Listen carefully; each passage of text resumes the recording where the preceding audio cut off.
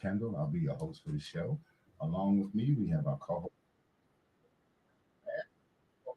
Jose.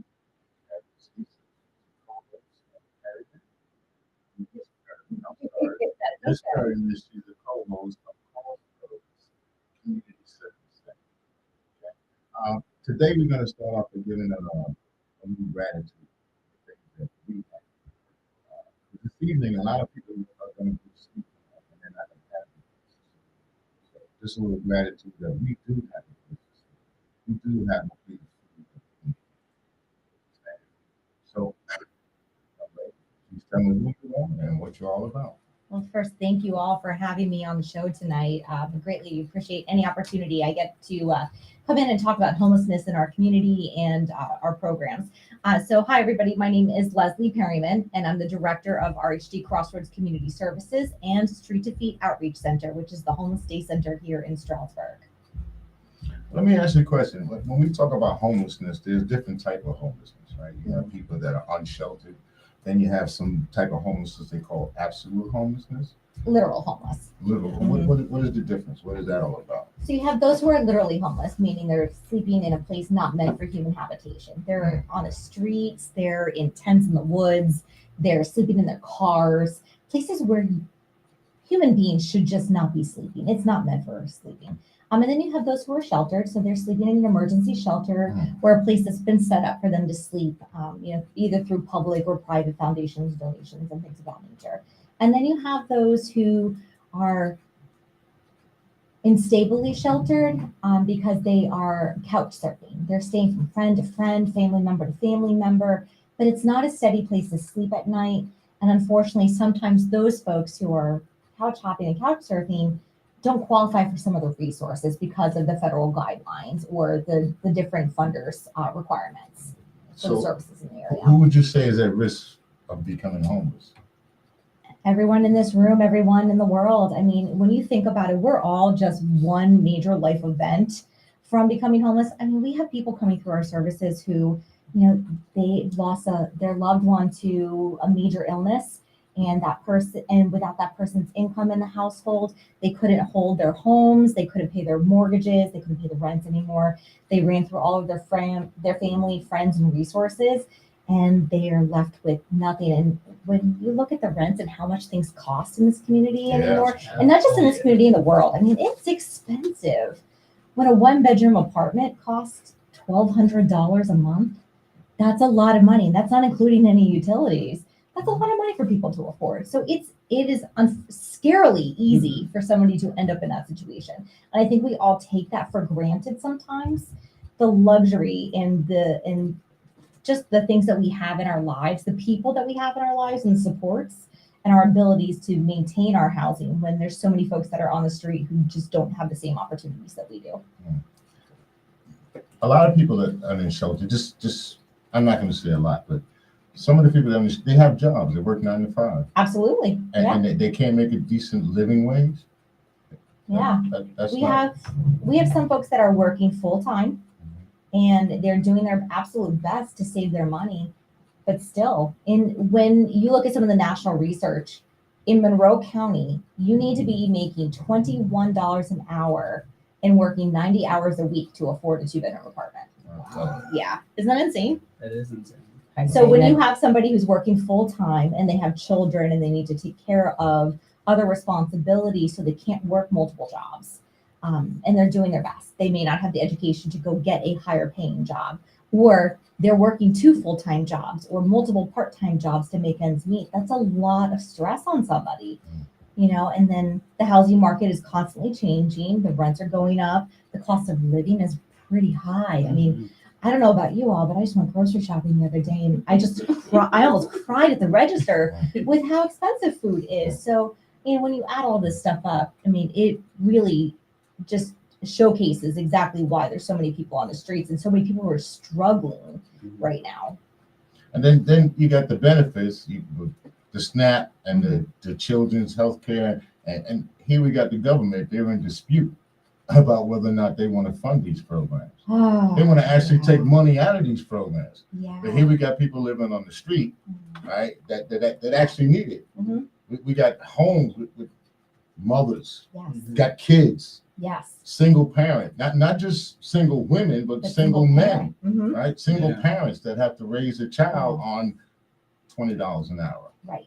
In $20 an hour. 2-bedroom apartment. Mm-hmm. It's not gonna happen. It's not happening, and all those expenses. It's so hard. And so when I hear some of the governmental programs are being adjusted and lowered, and that more people are not going to be eligible for these services, I know exactly what's going to happen is, unfortunately, these folks are going to end up at our doorsteps because they're in a situation where they can no longer afford their homes, and they're through all the resources. And so, that's where you have all the hunger instability, and you have the housing instability, and people are struggling right now, both with finances, but also with mental health. I mean, when you think about it, when you're struggling to pay your bills, to keep a roof over your head, it's stressful. And then when you're out on the street, forget it. Think about your safety, the security of where you're going to sleep each night, how you're going to make it to your appointments, how are you going to get food, how are you going to stay safe and be able to to manage everything, and where do you go to get help? Because if you've never been in this situation before, you don't know where to get help. You wouldn't know where to go, right? I wouldn't. I do now because I work in this field, and I've been in this field for 20 years. But if I was someone who didn't work in this field and had no idea what the resources were, you're lost. You're completely lost. And even with that, you got some people that go into the shelters, but they're still afraid to live in the shelters because of the abuse that comes by living in these shelters. And I want to just clarify, not all shelters have that, but people have experienced traumas in their life. And so sometimes staying in a shelter where they're surrounded by other people, they don't have a door that they can lock, they don't have their own space, they don't feel safe. They've been victimized, they've been beaten up and robbed by other people in that situation, or victimized by other people in the community, and they don't feel safe, especially if that person might be transgender or of a different race or ethnicity. Things happen, people don't feel safe. And so, they're reluctant to stay in a shelter where they have to be around other people, and they prefer to stay out on the street until they're able to get into an apartment of their own because of those things. Or when it gets cold, they commit a crime so they can end up in jail for the winter. That doesn't happen as frequently as you think. In New York City, it does. Maybe in the cities, yeah. And I'm sure in the cities. And I think that's a great point. Homelessness doesn't look the same of what you think. In New York City, homelessness looks different. People see that common look of people walking down the street, and you seeing people homeless along the sidewalks, on the heating grates and cardboard boxes and tents and things like that. It looks a little bit different in a rural community. Yes, people are in tents, but they're tucked back in the woods, or they're under the bridges, or and I'm not going to disclose where our folks are at because of safety reasons, but they're in their cars, parked in parking lots, they're at churches, they're wherever they can find a safe space, because realistically, people don't want to be visibly homeless out on the street. No. Because visibly homeless means you can be easily victimized. It's like you're a target. Absolutely. Yeah. They don't want to be targeted. They don't even really want everybody in the world to know that they're in a homeless situation. People have pride. Yes. People have pride. They don't want to know. And a lot of the times we've had people come to our doors. They've been in that situation for a while now, but they finally come to us because they were too ashamed. They were too ashamed to ask for help, and they thought that they could try to figure it out on their own, and they didn't know where to turn. And then they come into Street Defeat, and we try to do our best to help them along. Well, me personally, I know what it is to be homeless. You do? Yeah, I was that at one point when I was younger. Yeah. We had situations out in Brownsville, in Brooklyn. Well, we ended up homeless for a little while. I ended up in a foster home, but I ended up coming back home, so it's all good. But I understand what it is. I've even worked in a homeless shelter where I even had a young lady where she was married and she had children at the big house. Husband was doing well. All of a sudden, the husband died. She lost the house. Ended up in the shelter. Wow. Well-educated woman, though, and well-educated. This woman had a master's degree. She was well-educated, but with the 2 kids, she just couldn't find the job that she needed. And it just goes to show you that homelessness doesn't discriminate. Yes. No, it does not discriminate. I mean, just situations like that, people who are highly educated, who have great jobs. We've had people who worked on Wall Street and had wonderful jobs, and they, unfortunately, they might have gotten into a vehicle accident, DUIs, or some, or lost their jobs, or the market crashed and they lost their jobs. Unfortunately, they started drinking, their spouses left them, they lost their houses, they lost their resources, and out on the street and trying to build themselves back up. You know, when you have identity crises like that, I used to live like this. I used to have this. Yeah. It's really hard to go from I used to have that wonderful paying job, the beautiful cars, the amazing house, to now I'm out on the streets on a shelter. And so like that's a hard thing to come to terms with. Well, I heard that there are some people that want to be homeless. That's a misnomer. I think what ends up happening, and mind you, I've never been homeless myself, so I do not speak for every homeless person in our community, but just from knowledge and talking to people who are in this situation, a lot of the times it's because they've gotten so used to being out on the streets. They've either had opportunities that turned out to really not be opportunities, and things have been snatched from them, where they've been told this person's going to help them and then that person doesn't help them. They've been told that that business or organization or that person or that church or whomever has an opportunity for them and it falls through. And so trust starts to fall away. And now they don't trust anybody who says they're going to help them. And they've had to figure out how to live out on the streets. It's a survival mechanism. These folks are survivors. Yeah. It's amazing what they go through. I'm a woman of modern conveniences. I like my electricity and plumbing. I could not imagine being out on the streets, not having anywhere to lay my head. It's cold outside. I can't charge any of my devices if I even have one. You know, it's and no indoor plumbing. It's terrible. I cannot imagine. And so no, people don't choose this lifestyle, but they end up becoming used to the lifestyle because they don't have any other choice. And then once you've been on the streets for a while, you get used to not having that financial responsibility of having to pay bills or rent or, you know, not having four walls around you. And then it starts to get scary to think about being housed. Now you have to follow rules. You have to pay your bills and make sure that you pay for everything. And that becomes really stressful. You know, we helped a guy come into our housing program. He had been homeless out on the street for 15 years.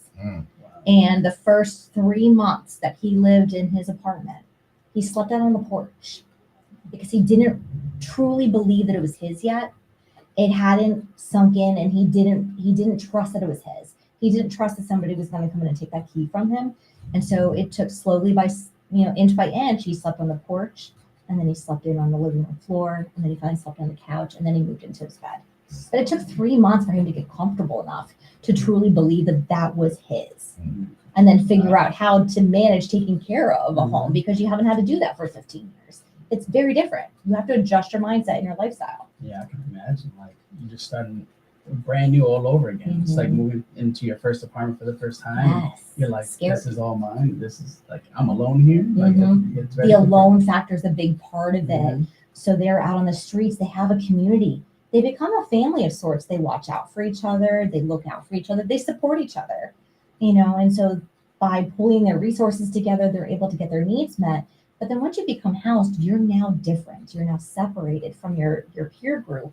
And sometimes you can be, kind of pushed aside, like, oh, now you're better than me. But then sometimes it's like they lose their housing because now they want to help all their friends. Right. And they want everybody over, and then the landlord gets upset because they have all these people over. The water and sewer bills are going up because, and the electricity bills are going up because people are there.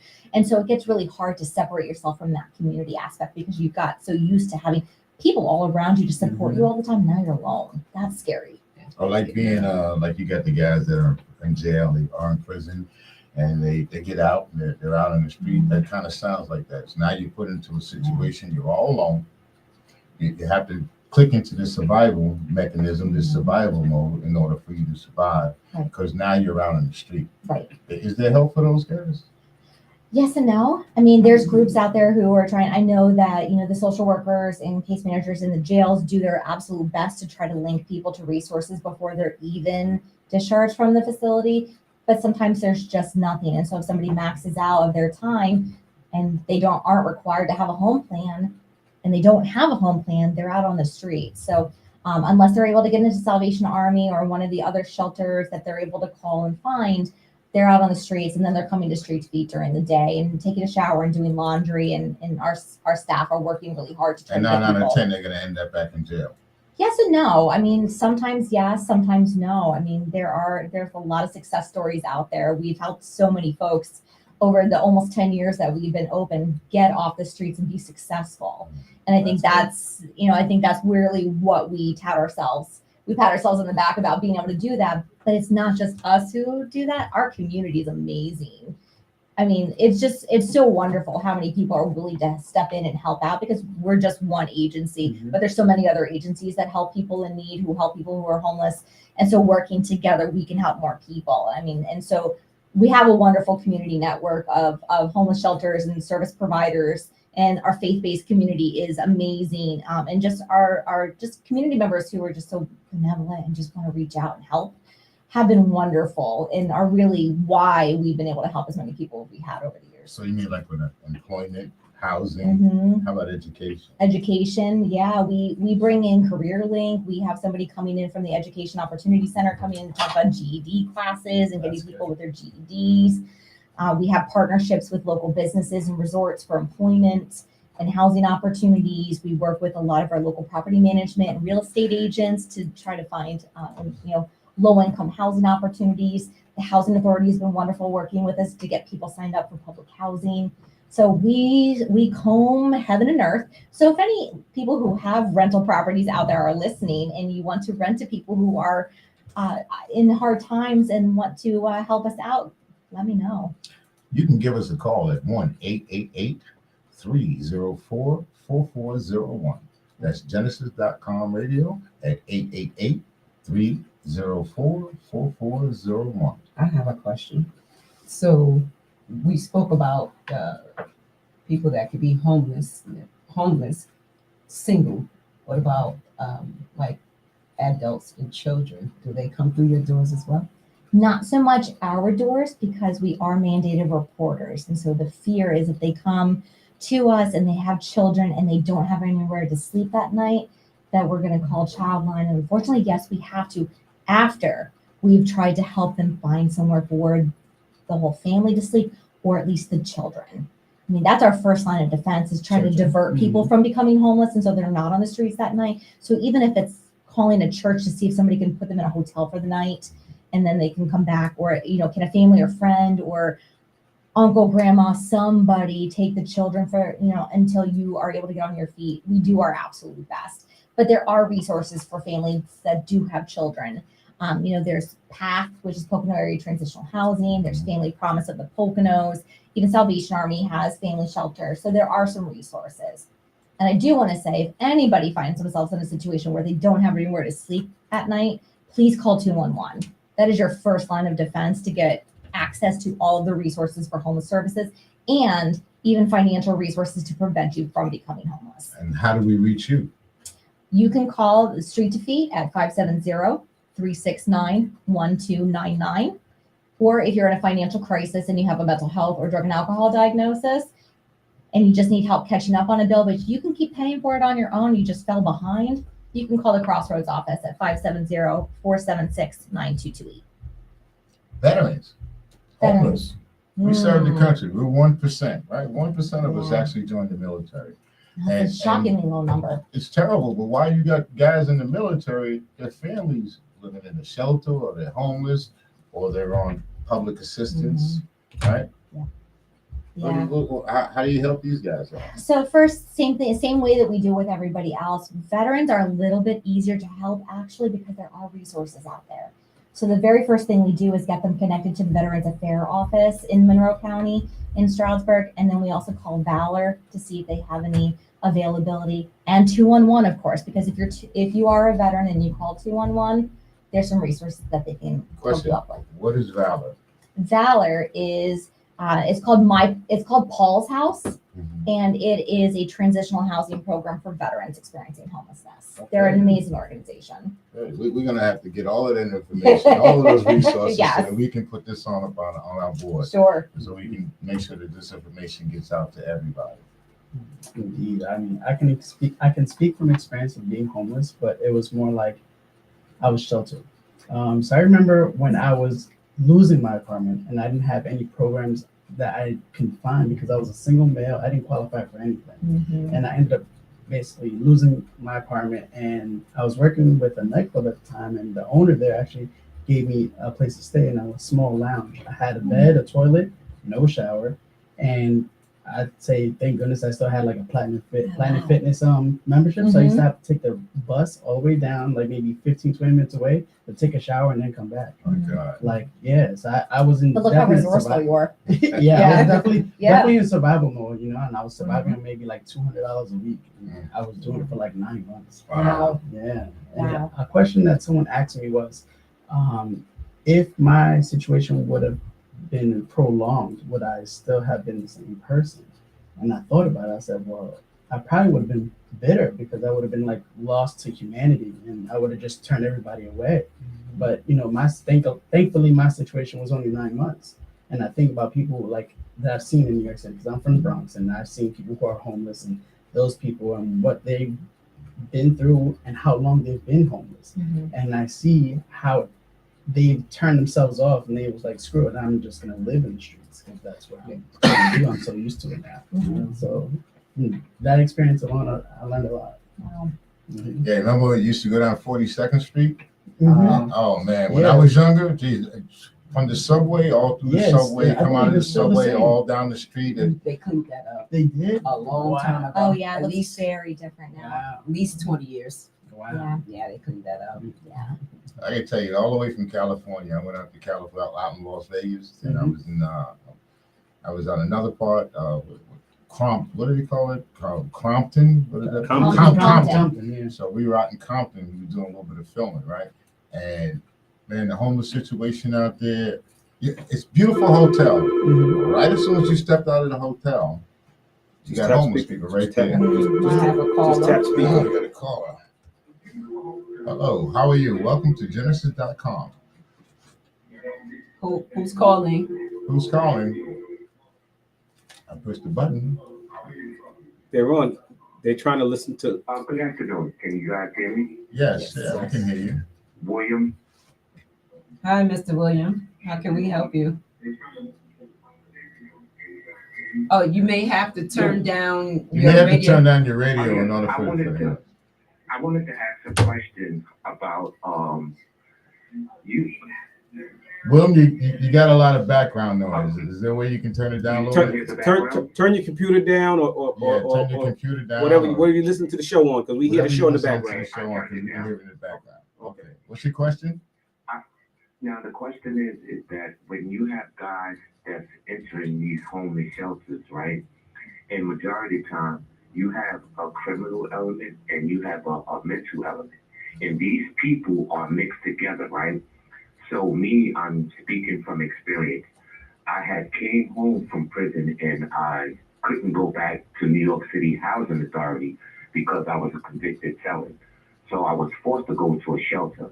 So when I got into this shelter, you had this mental element and you had this criminal element, and I was a part of the criminal element. And the thing is, we used to push the mental element out of the facility because of the way they smelled and things like that.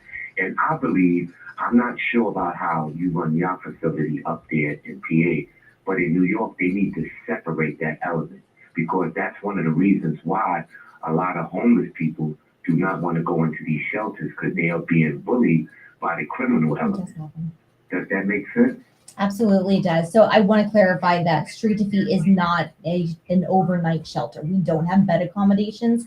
We're only a daytime resource center. But in talking to all of our folks, they have said, like, that's one of the reasons why they don't want to go into a shelter, is because they have been bullied and victimized, and there are some folks who struggle with mental well-being. They do struggle with that, or they have been in jail, and so that survival mode kind of kicks in a little bit. That is one of the reasons, but it's not the only reason.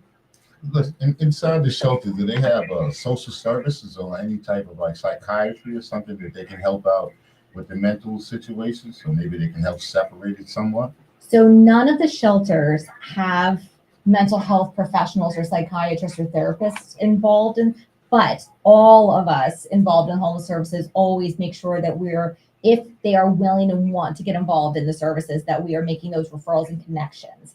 My staff will even take people to their first appointments just to get them connected. And we also have mental health case management on the Crossroads side of things. So, if they're in our case management services, we're following them up and helping them out with that stuff too. Did that answer your question, William? Yes. And I appreciate you guys. You're doing a wonderful job. Thank Thanks you. for Thank accepting you. my call. Thank you for calling in. Wow, look at that. Pick it up. There you go. Mhm. Questions, please. Well, since we spoke about the criminal and the mental, do you have more elements of mental as opposed to criminal walking through the door? So I would say it's probably a mixture of everything. We see people in every walk of life experiencing just about every scenario. So yes, we do have folks who struggle with mental illness, what significant or not, but when you think about it, being homeless is traumatic enough that people are struggling with anxiety and depression alone just being in that situation, even if it's not a chronic situation. Do they self-identify or? Some do, yes. Some Right. do, and some aren't at that point where they're ready to yet. Oh, okay. Yeah. But if they do self-identify and they are interested and want to get involved in treatment, we absolutely make sure that we're getting them involved in that treatment. The very first things that we do when somebody comes through our doors, the very first thing we do is greet them, offer them some food and snack, ask them, what brought them to us today. And we do a mini intake with them and just kind of get some basic information about how they ended up in the situation, but also do they have any mental health, substance use, physical health needs? Are they a veteran? Are they fleeing domestic violence and those kind of things? So we can immediately start working on getting them connected to all of those resources. So that's the very first thing we do. And then the staff are working really hard. If they don't have insurance, we're helping them apply for insurance and food stamps. If they don't have income, we're helping them look for employment based on what their skill set is and what they want to do, and shelter. Let me ask you, who funds you? We are purely grant funded. Grant funded? We are purely grant funded. Yes. So it has been almost 10 years of cobbling together grants by the grace of God. It's, a wing and a prayer, I say all the time. But it's a labor of love. I love what I do. And I love that we're able to help so many people. And it's a lot of work. So we are so grateful for every donation that comes through our doors, whether it's monetary is always great, or if it's material needs, because our folks need stuff too. But the monetary piece also helps make sure that we can keep the lights on and pay the rent and keep the hot water going, Right. and so that people can take showers and do their laundry, and that they have a warm and safe place to come to and get out of the elements. So along with the grants, you take donations. Absolutely, we do. And where could they donate the money? They can. So we have a website. It's www.rhd.org/street2feet. Can you repeat that? Sure. www.rhd.org/street2feet. And 2 is the number 2, not the word 2. And we do ask the community to partake. We are a community, we're unity, and in order to be unified, we all have to partake. And so they can either go to the website or they can mail checks to our address. And if you're on social media, you'll see all that information on our social media pages as well. Yes. Just to take a step back, you mentioned daytime resources, and I heard you mention some of them, the food, the shower. What other resources do you offer? Or not you, but the company. But our day center offers showers, laundry, food. We don't cook full meals, but we do have people who donate cooked meals that we do bring to people. But we also have snacks, a variety, coffee, water, teas, hot cocoa, whatever. We want to make sure that the very first thing is that people get food and drink, because food is comfort. When you're coming in, especially when you're cold and coming off the streets, like that's the very first thing that people want. Showers, laundry. We act as a mail service as well, because when you think about it, when you're out on the streets, in order for, if you lose all your vital documents, and you can't get a driver's license or a photo ID if you don't have an address. Yes. And when you're homeless, you don't have an address. So if you're enrolled in our program, we allow you to use our address so that you can then get your birth certificate, get your photo ID, get your social security card, because that's the very first thing that you need in order to get all of those documents so that you can get employment and housing and anything else that you need. Now, I'm sorry. And that's just the tip of the iceberg of all the stuff that we offer. All of these documents, in order to retain them, you have to pay for them. So yes, we pay for those things. Oh, you pay for them? We pay for those wow. things. Okay, Yeah. that's amazing. Yeah, we have a fund set aside specifically just for those things, because we know those vital documents are so important. They're the stepping stone to getting people where they need to be. And sometimes people don't have that $36 to get their photo ID, or they don't have the $10 to $50 or whatever it costs to get their birth certificate. And the thing with it is too, if you don't have your photo ID, you can't apply for your birth certificate. So we end up applying for the birth certificate on their behalf as a homeless service agency, and we're paying for it because we can validate who they are. Okay.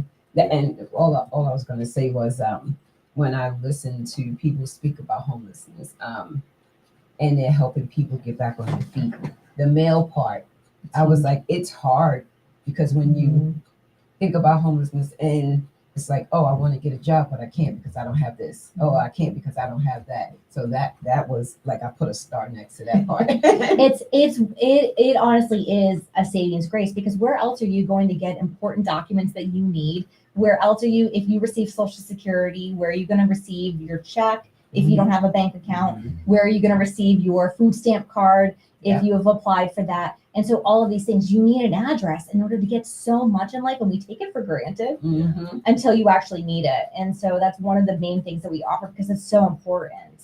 And then once people are settled and we have their basic needs met, we're then looking at the deeper level things, shelters first. We're always trying to make sure shelter, we can get them somewhere safe. And if we can't, we do everything we possibly can to try to get them some mechanisms to at least have something over their head, whether it be a tent, a tarp, a blanket, a sleeping bag, whatever the case may be. And then help them apply for any and all housing opportunities that might exist. Help them look for employment if they're able to work. If they're not able to work, we're making sure that they're connected to case So you say you're a daytime resources. We are. Where would we go if we needed nighttime resources? Unfortunately, there aren't any nighttime resources None unless at you're in all? a shelter. None at all. None at all. None at all. And unfortunately, so right now, if you found yourself in a homeless situation, there would be nowhere for you to go unless one of the shelters had staff member working and answered the door, but most don't. So you call in 211 to get any referrals, but you're basically out on the streets. Starting November 1st, however, the Stroudsburg Wesleyan Church opens for its cold weather emergency shelter from November 1st to March 31st. So anybody experiencing homelessness can just go right there. How many shelters do we have in, let's say, from Bethlehem up to this area here? The Valley, Bethlehem has more than we do here. They have probably 6 to 9 different types of shelters based on, whether you're a veteran fleeing domestic violence, a single individual, or a family. In Monroe County, we have Salvation Army, we have Family Promise of the Poconos, and we have Paul's House for veterans. But that's it. And PATH, Pocono Area Transitional Housing. But as far as shelters, those are the only shelters. And they're not all considered shelters. Some are transitional programs. So it's really challenging until the cold weather shelter opens in November. There's really, that's where we start to see more and more folks coming inside because there actually is a place for them to go. Because the shelters are full 99.9% of the time. Wow.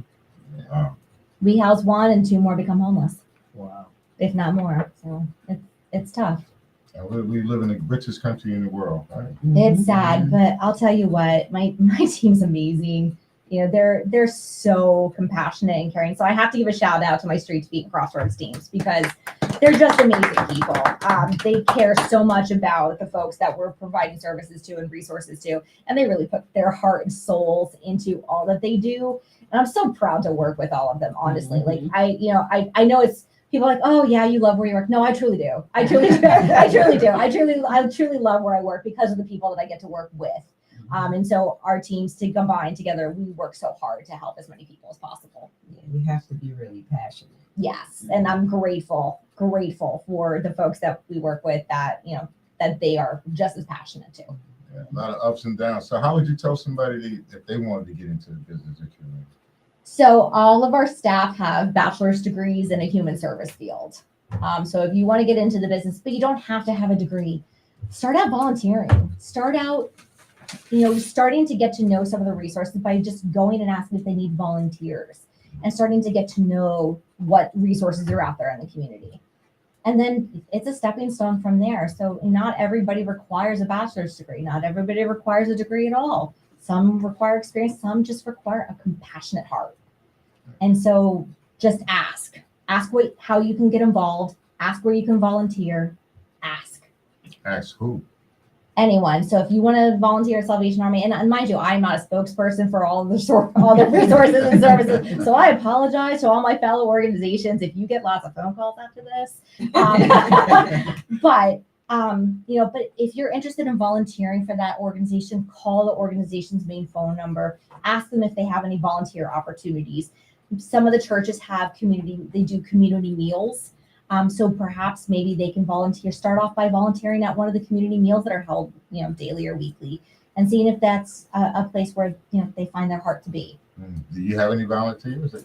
We need volunteers. You need what? We need volunteers. They need volunteers. We need volunteers. volunteers. They need volunteers. We need volunteers. We need volunteers because the cold weather season is upon us. And so we're going to have more and more people coming through the door. Last year, between November and April, we had no less than 40 people on site all day long. And so it's with 3 staff members at our homeless day center. That's a lot for people to contend with. So we need some volunteers to help us navigate, make sure that people are getting to the showers, getting to their laundry done, helping serve food, helping clean up, helping go through and sort through donations, or getting people the supplies that they need.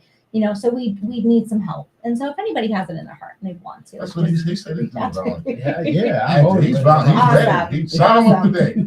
Awesome. Well, all you have to do is, we have a Facebook page and an Instagram page. So all you have to do is message our Facebook page. You'll get me. And I'll respond back to you with the information that you need to volunteer. We'll have you come in and we'll talk to you about what it is that you want to do and what it is that we need, and see if it's a match. Good. Something you want to add to the You've been table? getting a message from me. Okay, perfect. So you say you were homeless at one time? Yeah, I was homeless 2018, not even that long ago. Okay. Wow. Wow. Okay. Yeah. That had to have been a terrifying experience. It was, because I had no idea what to do. I was living in Poughkeepsie, New York, and I was the only one out there. I had no family out there. It was just me, and it was terrifying because I didn't know what to do, who to call. Had no ways to do nothing. Like I said, I was a single male, so I didn't qualify for a lot of programs, and it's just, I guess, by God's grace, some people that I knew helped me out, gave me, shelter. Even though the nightclub in the winter there was no heat. So there was no heat there. I basically bundled up, coat, jeans, sweatpants, just to stay warm at night. Oh my goodness. Yeah, That's a crazy experience, but yeah. You said a nightclub? Yeah, nightclub. Or were you working there? Yeah, I worked there. I was actually doing their marketing and promoting, and the owner heard what was going on, and he reached out to me and said, "Jose, is this really true?" I said, "Yeah, I don't have a place to live." He said, "Yeah, I got a place for you. Just, you can stay upstairs. It's not much, but at least you got a roof over your head." It's great that you felt comfortable talking to your employer. So many people don't feel comfortable telling their employer that they're homeless because they're afraid that they're going to lose their jobs. Yeah. But you'd be surprised how compassionate some of the employers that our clients work with have been. They've helped them out. They've maybe paid for a hotel room, or they've given them some clothes or extra food at the end of a shift, just to make sure that they had something. So if you're in that situation, pull your manager or your boss aside and if you feel comfortable, and have that conversation, because you just never know. You just never know. They might have an opportunity for you, or even just the smallest kindness of sending you a home with some extra food. You remember the name of the club and the owner? Yeah. What was his name? Emiliano is his first name. Nightclub was Escape Nightclub out of Poughkeepsie. The nightclub is no longer there. Oh, wow, okay. Yeah. Emiliano, me and him are still really close friends. That's good. Yeah. Give him a shout out. Yeah, for sure. Emiliano, thank you for having me. Nice.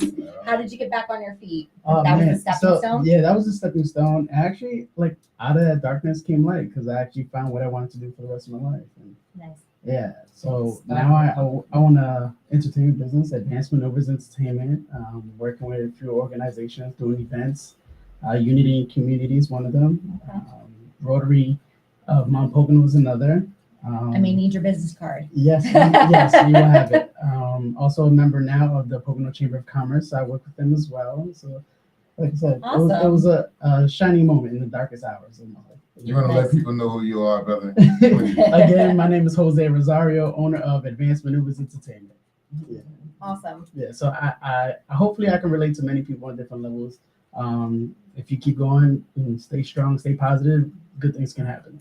Awesome. Well, I may be reaching out to you because we are celebrating 10 years of Street to Feet being open in April. Oh, wow. So we are looking to put together an event to celebrate with our community all that we have been able to do as a community to help get people back on their feet.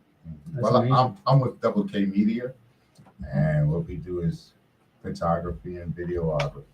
Okay, so I need some business cards before I leave here today. Mhm, most I have a definitely. service, but I'll talk to you offline about that too.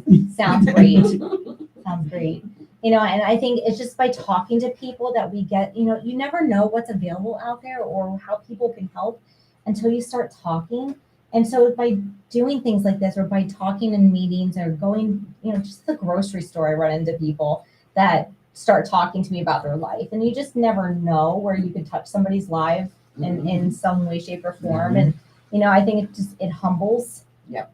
You know, just sometimes people just need that person to listen. Mhm. And, you know, like that friendly face, that place where they can walk in. Because we have people who walk in and they just deer in headlights. They're so scared and they don't know what to expect.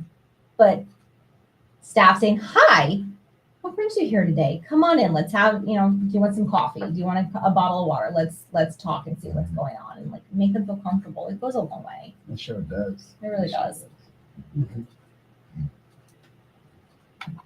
Well, it's been a pleasure having you on the show. Thank you so much for having me on. I got a little lost in what you were saying. I just had to started thinking about the things that you were saying. I got a little lost. So we're gonna put all your information up on the board. So please make sure that you give us all of your information and any resources. Just give us a call. And also there was I found out you know, suicide number. You told me about it the 988. 988 is the National Suicide Crisis Hotline. Yes, absolutely. All right, that's a crisis hotline. It's a crisis hotline. Anybody who is in a mental health crisis and they are contemplating suicide, please call 988. That's You are- 988. Like Absolutely. 911, But 988. Absolutely. Please reach out for help if you are thinking about hurting yourself or killing yourself or doing any harm to yourself in any way, shape, or form. Or I'm others. sitting over here on the sideline. I'm listening, sucking in a whole lot of information here. I got what I want to know is when mentally ill people come through the door. Mhm. How do you track them when they leave? There's a way that you get all that information and track them if when they leave, if you deem that they might be a danger to themselves. So here's the thing. If somebody comes in our course of our conversation or if we're seeing behaviors and we feel like they're a danger to themselves or a danger to somebody else, we're doing what's called a 302. So we're calling the New Perspectives Crisis Residents, which is the mental health crisis residents in the community. They are the mental health professionals. They will come out and do an evaluation and meet with that individual, or if it's really serious, we're calling 911. But if somebody is in a situation where they really are a danger to themselves, we are absolutely not letting them out of our sight until we are able to get them some help.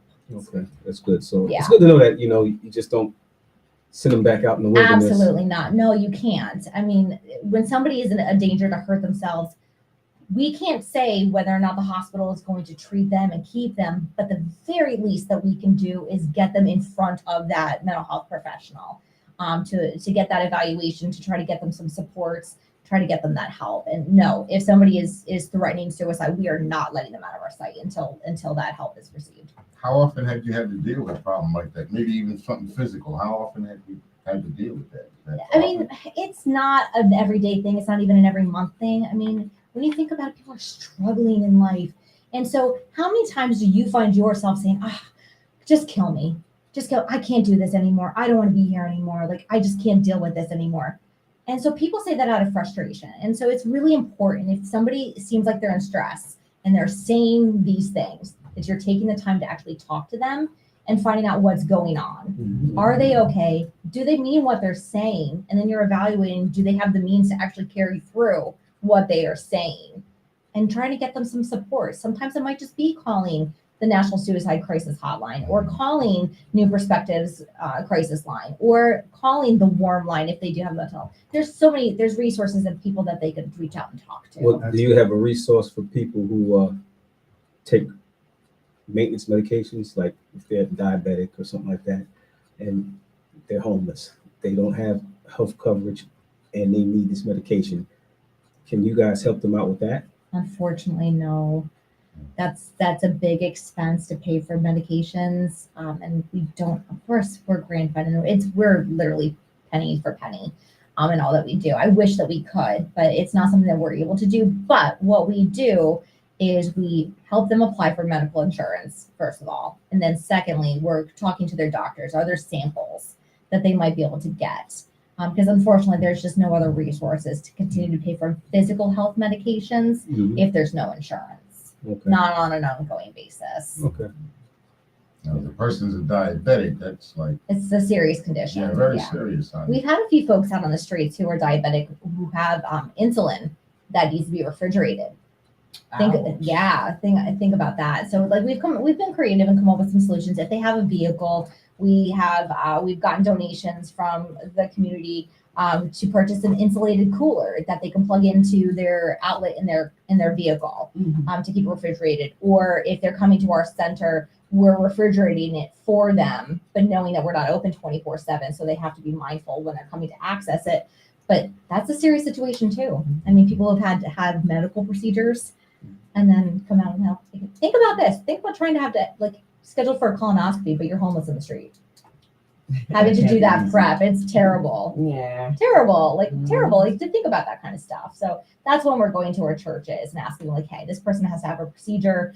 Are you willing to put them up in a hotel for the night before, the night of, and the night after, just so they have an opportunity to kind of have some respite and take care of their well-being?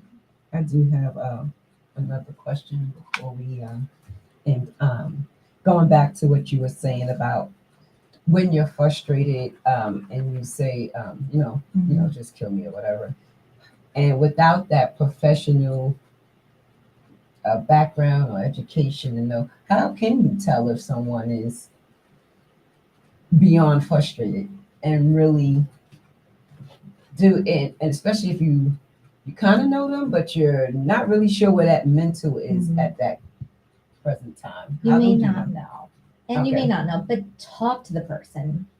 Just find out what's going on. If they're willing to talk to you.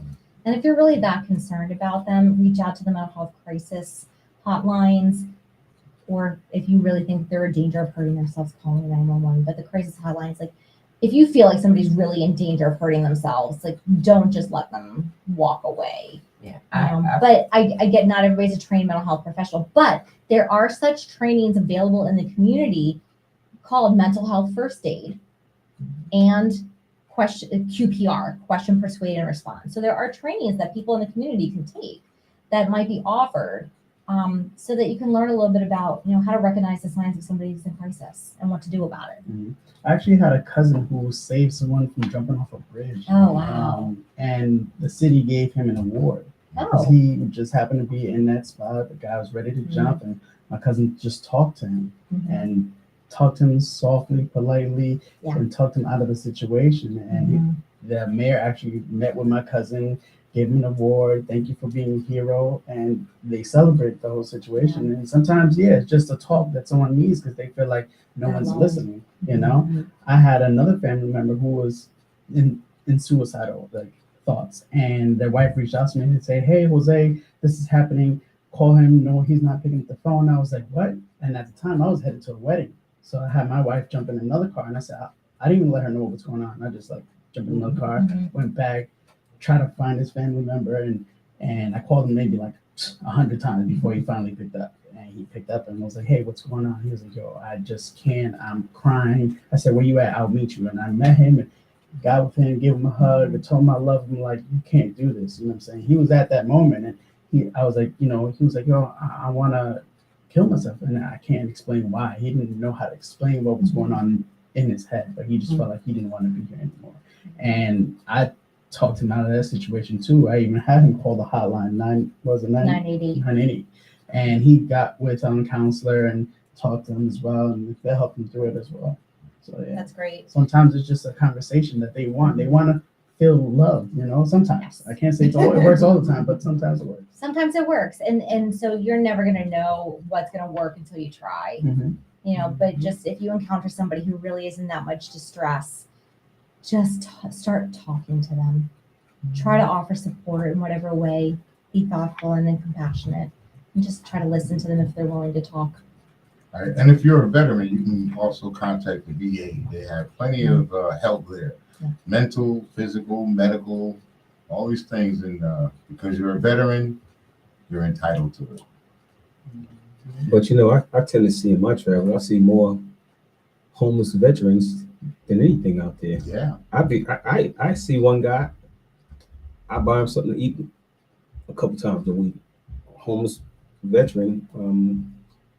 He stayed close by a facility where he goes for mental health and rehab because he lost one of his limbs over in Iraq or somewhere, you know, and he got here and his parents died and family members swooped in and took over everything that the parents had. And, you know, he got a very sad story, but, you know, homeless veteran, man, you know, and one of the things he said that you kind of touched base on, he said it's virtually impossible to get services if you don't have a phone and an address. Mm-hmm.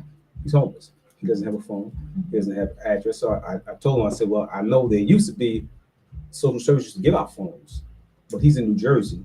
I said, well, maybe go into New York.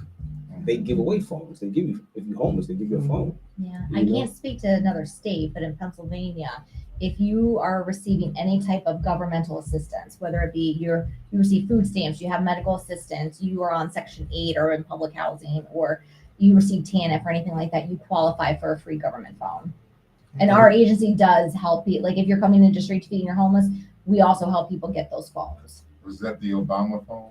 Yes, the Obama I think phone. up here it's I know one of the places is through Cricket.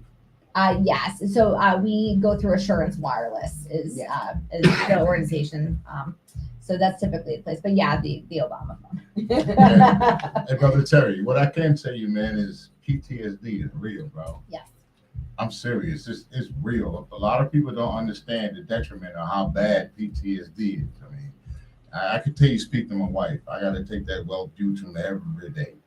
And I'm telling you that PTSD is real, bro. And have you thinking and doing all kind of crazy nonsense, man. I'm telling you, for real.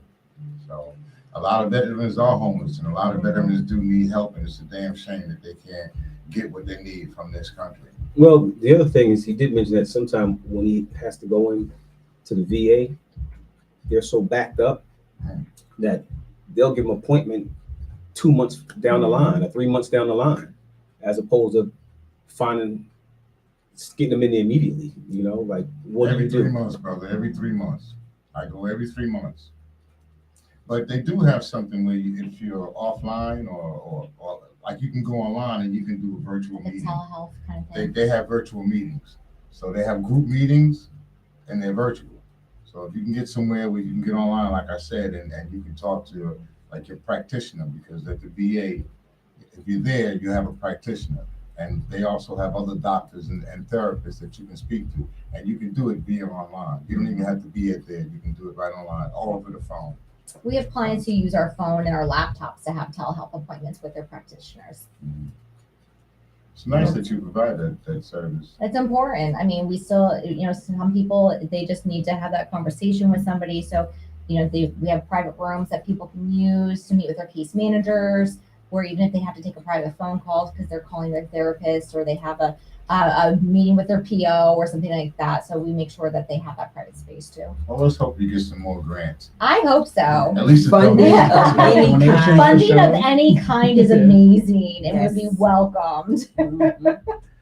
All right, we're gonna end the show. We end the show at 7:00. Okay. And our Is it mantra, 7:00 already? Wow. yeah, our mantra is anybody can do something. Yes. Everybody can do something. Yes. If it's just to fill out a petition, or in your case, if it's just to give a penny, Mm-hmm. but everybody can do something. So Agreed. we have unity in the Yep. community. Thank you for tuning in. My name is Kendall. I'm the host. This is Coco. The co-host. And Jose I'll give- Rosario. Leslie Perryman. All right. Thank you very much. Peace. Thank We're out. Thank you. Hold on. I gotta go walk the One dog. second, one Hold on. second. Hold on.